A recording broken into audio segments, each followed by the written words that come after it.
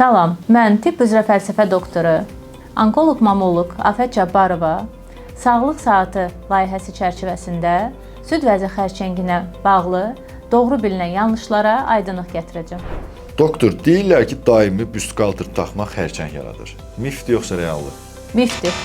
Büstqalterin xərçəng yaratma ilə heç bir əlaqəsi yoxdur. Doktor, süd vəzi xərçəngi olan qadın süd verə bilməz. Mifdir, verə bilər, lakin həkiminin icazə verdiyi vaxtda. Doktor, siqaret çəkmək yalnız ağciyəri zədələyir, süd vəzisinə heç bir təsiri yoxdur. Bu da mifdir. Siqaret çəkmə nəinki ağciyər, bir sıra şiş növlərinin, o cümlədən də süd vəzi xərçənginin risk amilidir və yaranmasına da təsir göstərir. Doktor, piylənmə süd vəzi xərçəngi riskini artırır. Bəli, doğrudur. Artıq çəki, artıq bədən kütlə indeksi, piylənmə süd vəzi xərçəngi riskini birbaşa artırır.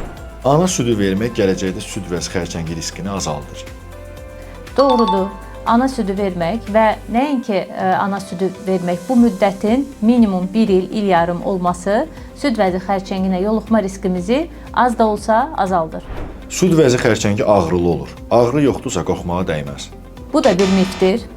Süd vəzi xərçənginin ağrı ilə heç bir əlaqəsi yoxdur. Ağrılı da başlaya bilər, ağrısız da keçə bilər. Ağrıyırsa süd vəzi xərçəngidir və yaxud ağrım yoxdursa, şişim yoxdur qənaəti ilə müayinədən yayınmayın. Mütləq müayinə olunun. Doktor, cavablarınız üçün təşəkkür edirəm. Sağ olun. Minnətdarım. Mən sizə təşəkkür edirəm.